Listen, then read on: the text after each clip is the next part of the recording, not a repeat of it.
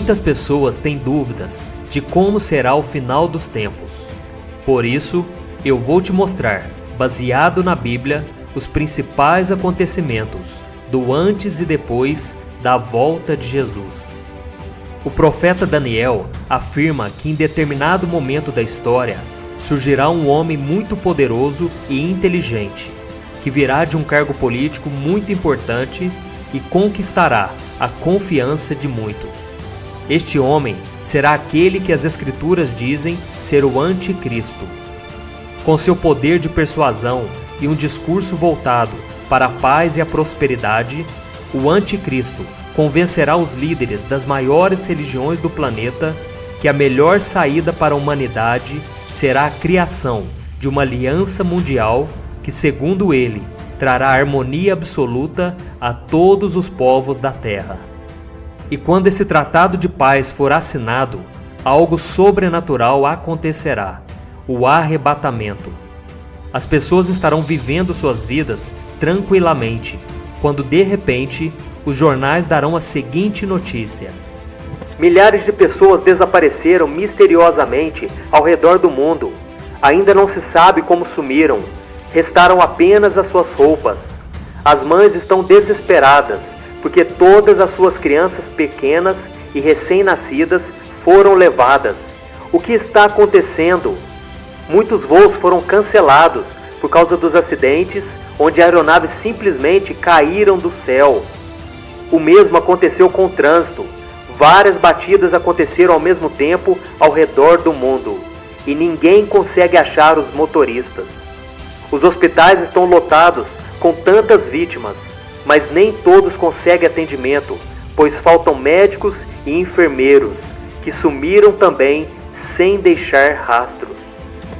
O apóstolo Paulo fala sobre esse arrebatamento da Igreja de Cristo em sua primeira carta aos Tessalonicenses. Irmãos, quanto aos tempos e épocas, não precisamos escrever-lhes, pois vocês mesmos sabem perfeitamente que o dia do Senhor virá como ladrão à noite. Quando disserem paz e segurança, então de repente a destruição virá sobre eles, como dores à mulher grávida, e de modo nenhum escaparão. Mas vocês, irmãos, não estão nas trevas, para que esse dia os surpreenda como ladrão. Vocês todos são filhos da luz, filhos do dia. Não somos da noite nem das trevas. Você já parou para pensar no caos que o arrebatamento irá causar em todo o mundo? Milhões de pessoas sumindo do nada, câmeras de segurança registrando o desaparecimento repentino das pessoas. Esse será o início do fim. Enquanto isso, o Anticristo continuará a ganhar espaço e em pouco tempo se transformará no maior líder do planeta. O início do seu governo será de muita paz, pois ele convencerá os líderes de todos os países de que com ele à frente da política, da fé e da economia, tudo caminhará bem e que todos serão felizes. O Anticristo será um homem muito complexo, diferente de todos os outros homens que já pisaram na terra. Ele será soberbo, mas ao mesmo tempo gentil. Terá uma postura ameaçadora, mas também transmitirá tranquilidade ao mundo. Sua sabedoria e seu carisma conquistarão a todos e farão dele a pessoa mais admirável e querida entre todos os habitantes do planeta. Tudo isso vai torná-lo o homem mais notável e importante de todos os tempos. Estudiosos do livro de Apocalipse afirmam que durante esses primeiros meses desse novo governo, os palestinos reconhecerão Israel como nação e concederão uma parte do seu território para que um terceiro templo do Senhor seja construído. Em contrapartida, os judeus vão ceder parte da cidade de Jerusalém para que lá seja criada a capital da Palestina. Porém, essa aliança do Anticristo só trará uma paz temporária e superficial a Israel e ao seu povo. No início, ela será reconfortante, mas depois de 3 anos e meio, ela será quebrada e os gritos de alegria serão substituídos pelos de aflição. Como todas as obras de Satanás, a felicidade se transformará em dor e muita violência. Será o início do período da grande tribulação. Além disso, uma série de catástrofes naturais vai começar a assolar a Terra. Florestas incendiadas, vulcões em erupção, maremotos, terremotos, tsunamis. Tudo isso trará medo e angústia àqueles que ficaram para trás. O profeta Joel escreveu: "Ah, aquele dia, sim, o dia do Senhor está próximo, como destruição poderosa da parte do Todo-Poderoso, ele virá. Economia abalada, cidades inteiras destruídas, pessoas desesperadas, tentando fugir de uma região para outra. Do dia para a noite, o mundo entrará em colapso e a grande maioria dos países enfrentará uma crise jamais vista na história. Diante desse caos, os líderes desses países terão que ir atrás de recursos naturais que ainda geram dinheiro para tentar restabelecer sua economia. E isso causará muitas guerras, pois não haverá recursos para todos. É claro que ninguém estará em boa situação nesse momento, mas algumas grandes potências mundiais se sairão melhor nessa batalha. E imagine só a opressão em cima dos países menores que possuem recursos valiosos, como água, minérios e petróleo. Provavelmente serão massacrados pelos grandes. Nesse momento, as alianças políticas não serão mais as mesmas. Todo mundo será mais egoísta, pois terá suas próprias prioridades. Após destruir os pequenos, os grandes países lutarão entre si em busca de sua sobrevivência e manutenção de sua soberania. Bombas nucleares, armas biológicas e químicas. Tudo isso ajudará a acabar com um pouco de comida e de água que sobraram no mundo. Resultado: as pessoas morrem pela guerra, pela sede ou pela fome. O último cavaleiro do Apocalipse, a morte, reduzirá a população mundial de forma drástica.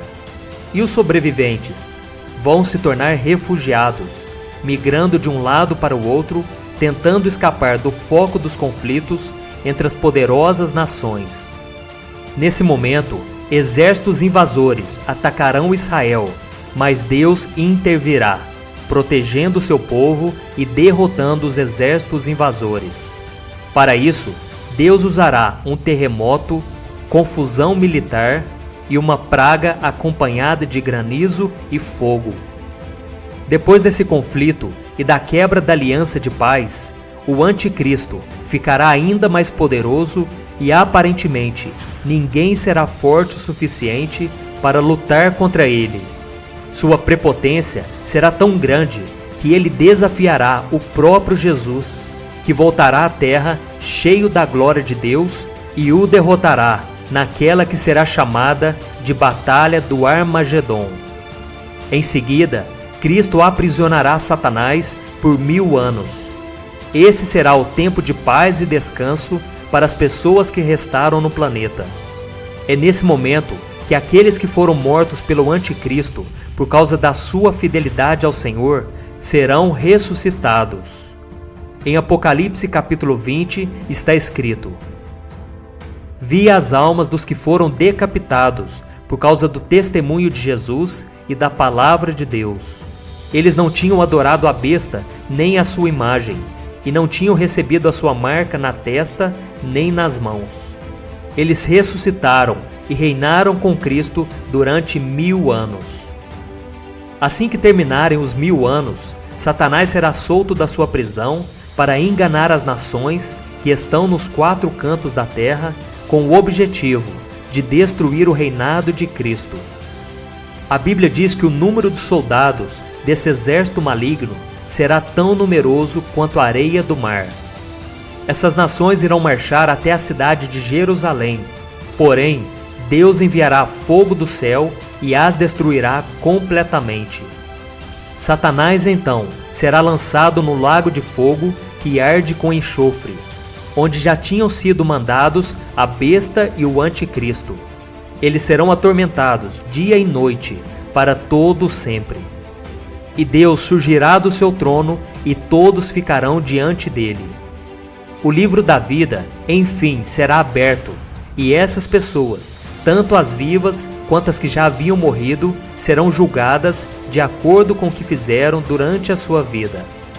Surgirão então um novo céu e uma nova terra. Um mundo novo depois do caos total. Uma terra onde os novos habitantes terão uma vida eterna de paz e alegria. Uma terra onde Deus se faz presente entre eles e todos vivem juntos no mesmo local. Um lugar onde não haverá tristeza, dor ou sofrimento.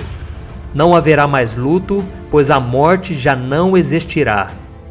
E ao final do livro de Apocalipse, o Senhor deixa o seguinte recado para você: Eis que venho em breve, a minha recompensa está comigo, e eu retribuirei a cada um de acordo com o que fez. Eu sou o Alfa e o Ômega, o primeiro e o último, o princípio e o fim. Felizes os que lavam as suas vestes, para que tenham direito à árvore da vida e possam entrar na cidade pelas portas.